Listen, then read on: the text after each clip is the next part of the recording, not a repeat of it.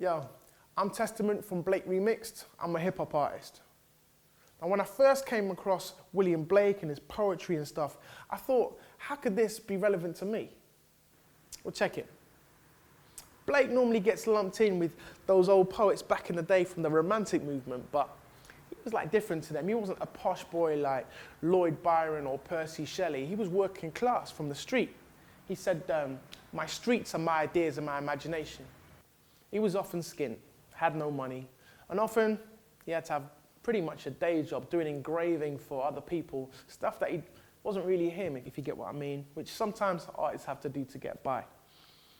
So he was never really recognized as a poet or an artist, and in fact, he died in poverty.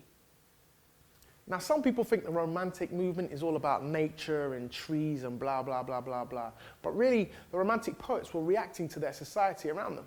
But Blake, he's not just reacting to society, he was ahead of his time. He was like a prophet, a visionary. A lone prophetic voice on the streets in the city 200 years ago. Now imagine you lived in Blake's time. Imagine you're born into a time where there's all this amazing technological change around you.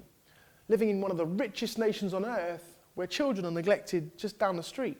Imagine prime ministers are trying to bring down the national debt. Imagine Britain's being caught up in wars abroad. Imagine that society is telling us that empiricism, materialism, science is the only rational way, and imagination is bred out of schools. Imagine that some people are talking about the outrage done to nature and that we're destroying our environment. Imagine that there'd been riots in London, overcrowded prisons, and people getting freaked out about religious minorities.